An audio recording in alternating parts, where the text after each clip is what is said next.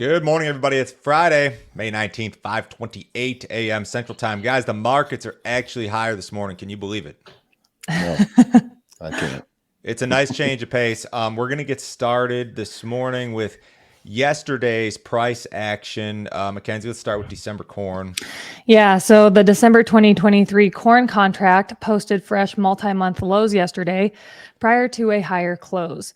The contract bottomed near $4.91, $4.91 per bushel prior to a close above $5. The November 2023 soybean contract finished yesterday's session near unchanged after posting fresh multi-month lows.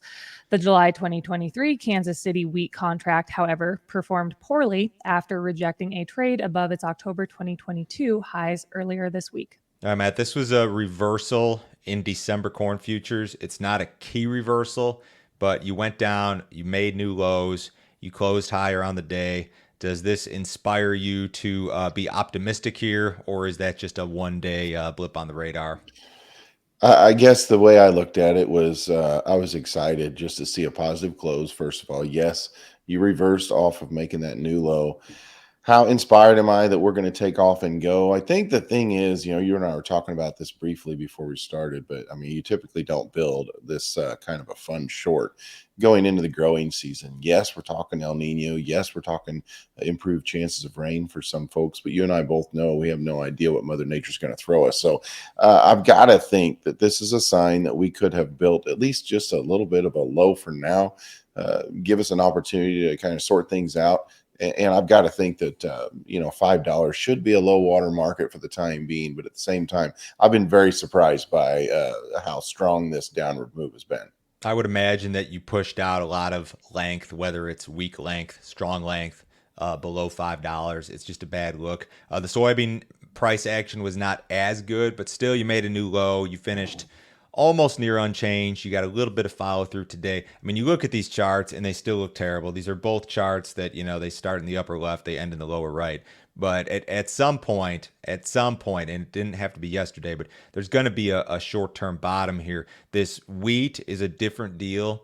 Like you kind of traded an HRW above these old highs from what would have been February, and then we just fell apart, and that's despite the fact that we've got this wheat tour going on. We're going to talk about that here in a second. Just unable to hold the rally. That's not to say we couldn't come back and trade back up here to where we peaked a couple days ago, but it's not the best look. Let's jump to export sales, talk about this crappy demand. Weekly U.S. corn export sales were down noticeably from the previous week. Net corn sales reductions of 339,000 metric tons for the current marketing year, which was a marketing year low, were down noticeably from the previous week and from the prior 4-week average. Accumulated corn sales for the current marketing year are down 35% compared to the same period last year. Net soybean sales for the current marketing year totaled 17,000 metric tons. The print was down a whopping 73% from the previous week and 89% from the prior 4-week average. Wheat net sales reductions of 42,100 metric tons for the current marketing year, which was also a marketing year low, were down noticeably from the previous week and from the prior 4-week average. Excuse me. Old crop corn, Matt, we've seen net cancellations 2 out of the last 3 weeks. That is not where we want to be. No, that's not where we want to be at all. I mean, in all honesty, I think a lot of us felt like there's a possibility the Chinese could come in and cancel, especially if, and that was a big if, Brazil looked like they were going to have a big safrinha crop. And I think, you're kind of betting on the come here. Obviously, you and I have talked about this before. If they're buying it off of somebody that's taking it off the world market, but in my opinion, I think if I was in a situation where I knew we were going to have a cancellation at some point, I think that there's a lot of things you can do with that as that particular grain company or China, if you will. And so I do think that there's maybe a little more manipulation again in the market, as Mackenzie and I was talking about here a couple of weeks ago. I think we had several comments on something that I'd said. So I'm not saying that's your point, Joe, but I think it's pretty interesting, just the timing of it. And there's a lot of power in that cancellation. The person could make a heck of a lot of money being in the right spot at the right time. We've still got problems or potential problems too. We still got 2.5 million tons of unshipped corn sales to China. So some people fear or believe that you could see additional cancellations. At the same time, the remainder of the marketing year is not necessarily your best time for old crop export sales. Like things really start to back off here in terms of what we do seasonally. We saw some, this is one positive thing I'll say. We saw stronger new crop soybean sales, 664,000. China was the largest buyer, then Mexico. New crop soybean prices are now competitive versus Brazil, which is normal stuff for this time of year. We're actually way behind where we need to be in terms of new crop soybean sales, but we should see that start to pick up. Do you have any reason to believe that China won't do what they normally do with new crop beans here?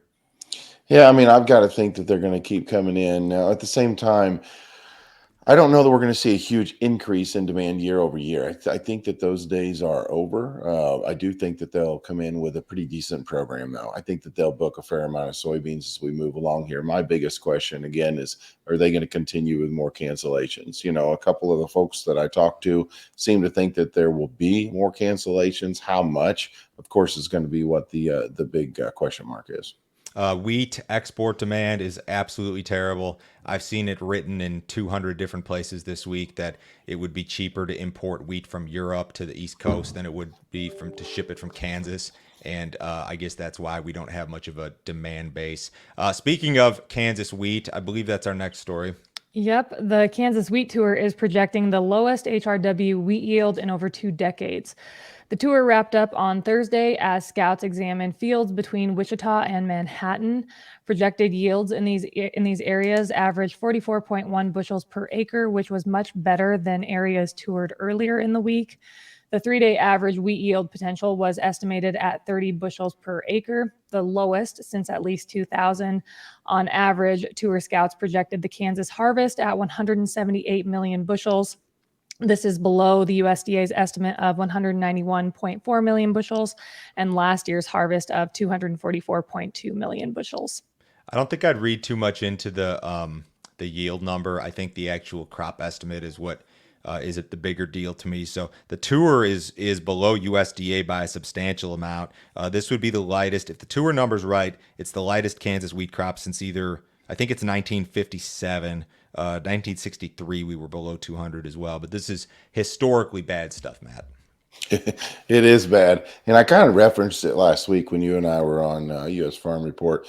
I mean, I understood that you looked at a pretty big drop as far as the wheat crop was concerned on production on hard red. But at the same time, I felt like it'd be even worse yet. A couple of reasons for that were that, the growers that I work with in that part of the world, just talking about an absolute catastrophe, first of all. Second of all, I was actually out there, and I was in part of wheat country where, quite frankly, things looked about as pathetic as what they could look. And so, I guess from my vantage point, I felt like you were looking at an even worse crop than what was being talked about. It's hard to kind of get your hands around that, but I just felt like whatever the low number came in at, it'd be even worse yet. And so there's no question that domestically here, you're going to have a pretty decent situation on our hands. Yeah, it's got to be frustrating, of course, if you're a wheat grower in Kansas. You see this thing printed, and then you see the market fall for a couple consecutive days. Not to say that we didn't have a big rally, because we did. I mean, the market rallied, $1.75 in the course of just a couple of weeks off of those lows, but not the best price action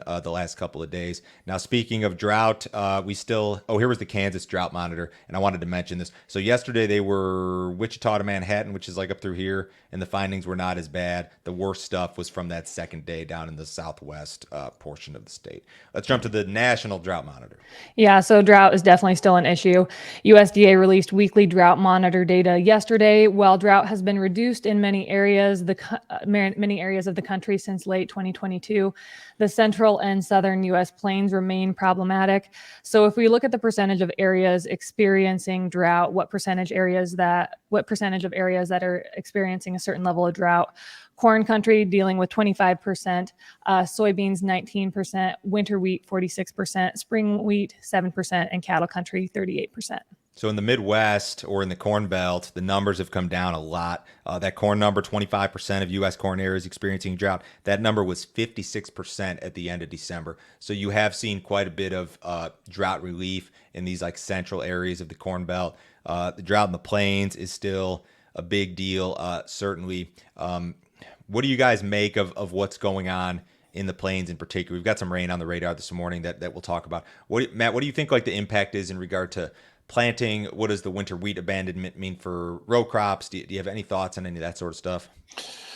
Yeah, I just talked to a grower actually down around Liberal yesterday who was talking about he had a couple inches of rain. And he said, that gives you hope, of course, that you're going to prime the pump and start to get a little bit more rainfall. Obviously, they're just at a drastic deficit. But, what does that mean for plantings? I don't know that I think there will be much more in the way of corn plantings. I'm hearing from a few folks that if there's abandonment, they're actually going to come in and plant soybeans. So I think that'd be very interesting development if that's what happens. But overall, I do think that there's probably going to be more abandonment than what people originally thought. So I think moving forward, of course, it's going to all depend upon what's the rainfall look like. Are you going to go ahead and plant something, if you're not that guy that got an inch or two of rain? I mean, Right. heck, there's no sense in planting if you don't have any moisture. Okay, speaking of rain, we do have some rain in Kansas on the radar here this morning. Yeah, rains are pushing across parts of Kansas, Oklahoma, and Texas. Some of these rains were in the forecast, although it appears as if the system is tracking further north than what was expected. Totals are expected to be 1 inch or more. A separate system is moving across the Illinois-Wisconsin border. Most of the Corn Belt will stay dry over the next 7 days. Rain is slated to return late next week. Matt, you guys in Illinois are going to turn a little bit drier here, at least for a week, maybe longer than that. Is there any concern, or are you in good shape? I think we're in pretty good shape. To be honest, when you look around, you talk to producers in my part of the world, they're going to tell you that they've got a phenomenal start, maybe one of the best starts that they've ever seen. And so, a dry May typically is what your old timers, so to speak, will tell you is what you need for a corn crop. Obviously root down. I'll be honest, Joe, the last couple of years, we've had guys that have told us that they've been dry the whole growing season, caught a couple of timely rains and had the best crop that they ever had. So a little bit of dryness in here doesn't bother me one bit. When you look at the extended forecast, this is out past like next Thursday or Friday. They're talking a whole bunch of rain for it's changed a little bit since yesterday, but Minnesota, South Dakota, Nebraska, Kansas, Oklahoma, Texas, Missouri, still a little bit drier in like your central part of the Corn Belt, but they've got quite a bit of rain returning to the plains, which is absolutely a welcome deal. I don't know if this is going to be a big pattern shift or not. I know some people commented on the YouTube videos yesterday, they're like, Joe, if we catch 2 inches of rain, that's not a drought busting event. I'm like, it's not going to come 12 inches at a time. You're going to get an inch here, inch there. But if you get a shift toward a wetter pattern, I mean, that's very much welcome in these areas. For sure. And I feel for those folks. I mean, by all means, I'm not going to try to throw cold water on anything that they're saying. But what I would say is that if you did get 10 inches at a time, most of it's going to just destroy your ground, first of all, and it's going to run off. So 2 inches at a time is exactly what you'd want to see. So you get a handful of systems come through here, you're going to be in much better position. I know like Eric Snodgrass, for instance, been on our podcast quite a bit, or our webinar quite a bit here lately, and he feels like they're going to heal up to an extent, but the bias is still going to be a little bit drier in the West. And so, of course, you're not going to heal it up overnight, but the bottom line is I think that it at least gives you hope that finally you're starting to see this pump get primed a little bit. And also, this is an extended forecast. You're talking, like 10 days out. I mean, this stuff is not necessarily super reliable. Mackenzie, things are still super dry in your neighborhood. What's the general attitude among people in the cattle business that you talk to when it comes to drought? Well, it's actually improved quite a bit in the past 2 to 3 weeks. The amount of rains we've received is incredible. I'd say we've received anywhere from 7 to 8 inches in the past 3 weeks. So we're still dry. There's no doubt about it. But it's just like you guys mentioned earlier, you prime the pump once you start getting these rains, and I don't know, they usually kind of keep coming in most cases. So, I mean, it's still dry, but the outlook is much better. All right, let's get to some geopolitical stuff here. So the G7 nations plan to increase economic pressure on Russia. As the G7 summit in Japan kicks off today, the U.S. and the rest of the G7 nations plan to unveil new sanctions and export restrictions on Russia.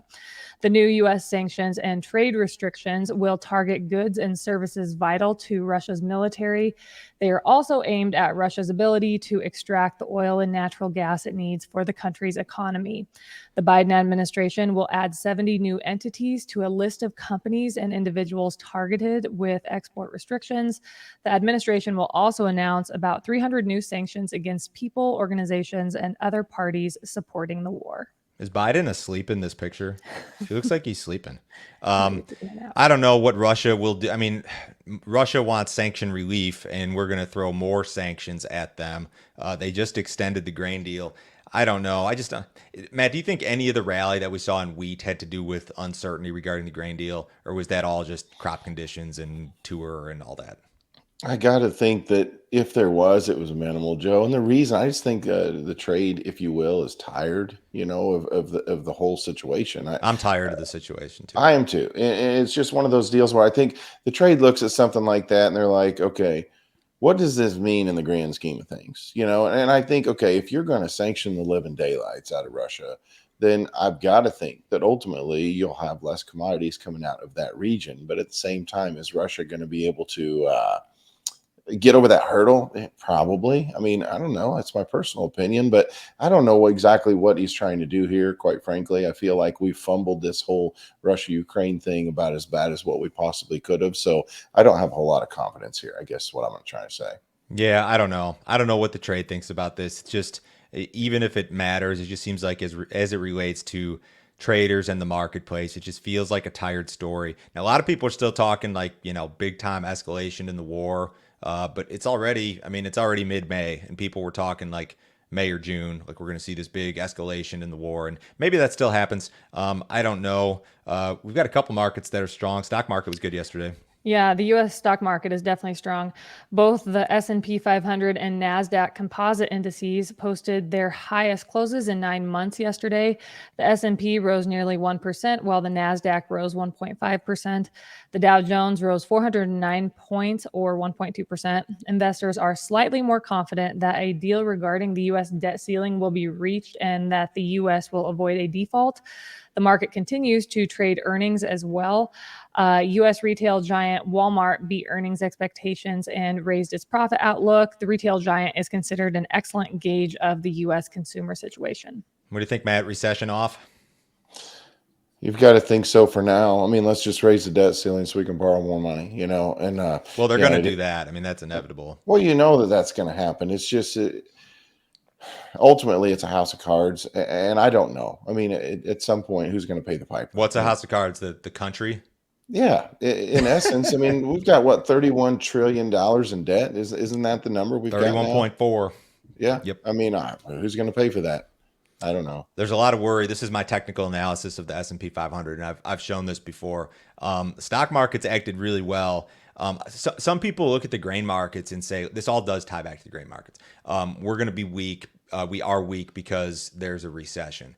I don't necessarily know that that's the case. I think we've got a pretty healthy action in the stock market. The S&P is up like 9.5% year to date. I think the grain markets suck because the demand sucks and because Brazil has monster crops. I mean, I think it's more supply and demand and not so much like global recession. I mean, maybe China has some issues, and I think they do still, but I had thought, okay, we're headed to a recession, and that's really bad for prices. But now I look at it and I say, okay, grain markets have fallen apart, but I don't know if it's because of recession necessarily. Does that make sense? Yeah, I agree with you. I think as far as the grain markets are concerned, supply and demand definitely hops in here. We know that we essentially took prices to a high enough level that it was going to cure high prices. Now, Yeah. The one market that I continue to talk about that I feel like you've got to worry investors, this cattle market. I think, on some of these days, whenever you've seen the corn market just getting bludgeoned in cattle up 20 cents or 30 cents, I'm thinking, you've got the fundamentals to take this thing on higher. Maybe the timing's not right. I just feel like you've got a wary investor there. But I agree with you. Recession's not the reason why commodities have fallen. The feeder cattle market in particular has been on fire. Mackenzie, what did we do yesterday? Yeah, so both live and feeder cattle futures were up on Thursday ahead of the forecasted bullish cattle on feed report. Feeder cattle futures closed an average of 283 higher, anywhere from $1.55 to $3.35 higher. Live cattle futures closed an average of 78 cents higher. Fat cattle trade was slow on Thursday. Down in the Texas Panhandle, prices were reported at 177. That was steady with the week before. A few sales were reported in the Western Corn Belt yesterday at 178. That was anywhere from $1 to $3 higher compared to last week. Box beef was basically flat on Thursday. Choice ended the day at $298.31. That was up 16 cents. Select ended the day at $283.61. That was down 72 cents. Is the report going to be bullish? I think so. I Okay. think so as well. I think that doesn't mean that the prices have to rally, though. No, it doesn't. Yeah, Here's what I think, and I'd be interested to hear what Mackenzie thinks. But I do think as you get rain out west, eventually you're going to heal up pastures to where This is a multi-year healing event, correct? I think over the next year, like let's say you continue to build up your moisture profile.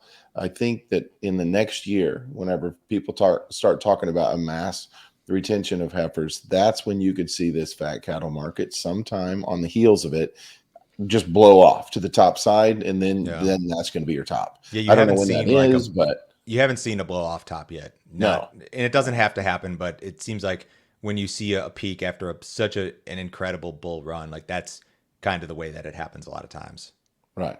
Right. And I think that potential's there. I mean, I really do. The cash market is really crazy. I mean, you look at how much over the board we're running. It's just, I heard about a couple of folks just in Illinois, actually, that topped 180 on the high. I mean, you're talking just a few cattle, though, to be fair about it. But still, there's some awfully high price cash cattle out here. Yeah. All right. Outside markets this morning, guys. U.S. dollars a little bit lower. Stocks are up just marginally. Gold's up $9. Crude oil's up 81 cents at 72.76. Matt, thank you for joining us this morning. Everybody have a wonderful weekend. We'll be back on Monday.